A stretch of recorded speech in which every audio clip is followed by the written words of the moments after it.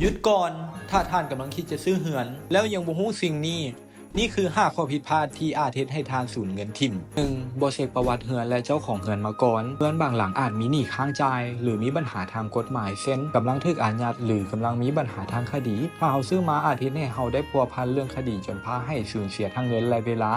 2. คิดรายงบประมาณผิดพลาดในการซื้อเหือนหลายทานอาจคิดว่ามีแต่ค่าเหือนเท่านั้นที่ต้องได้จ่ายแต่ความเป็นจริงอาจจะมีค่าใช้จ่ายอื่นๆที่ตามมาบ่ว่าจะเป็นค่าใช้จ่ายในส่วนของเอกสารหรือค่าตกแต่งต่อเติมหลังจากที่เข้ามาอยู่ 3. บ่ตรวจสอบเอกสารให้ครบถ้วนเนื่องจากในการซื้อเหือนอาจจะเจอคนที่บ่หวังดีในการปลอมแปลงเอกสารอาจนำเอาเอกสารปลอมมาให้เมื่อถึงเวลาเฮาอาจมีปัญหาที่ตามมาในอนาคต 4. บ่ตรวจเช็คสภาพเหือนให้ดีในการซื้อเหือนใหม่บ่แม่นว่าเหือนหลังนั้นอาจจะบ่มีปัญหาอยู่เลยท่านควรตรวจเช็คอย่างละเอียดว่าสภาพของเหือนหลังนั้นโครงสร้างแข็งแรงบ่ผนังมีรอยร้าวหรือสภาพพื้นมีการทรุดโทรมหรือบ่ 5. บ่ตรวจสอบทำเลและพื้นที่นอกจากการซื้อเรือนเพื่ออยู่อาศัยแล้วสิ่งที่เราควรคำนึงบ่แพ้กันคือเรื่องทำเลและที่ตั้งว่าสถานที่นั้นตั้งอยู่ไสสิ่งอำนวยความสะดวกน้อยหลายปานใดปัญหาการเดินทางเด้เป็นแนวใดใกล้เส้นทางใหญ่หรือบ่หรือสภาพการจราจรในเขตนั้นหันเป็นแนวใดแบบนี้จะช่วยให้ท่านลดความเสี่ยงในการสูญเสียเงินในอนาคตได้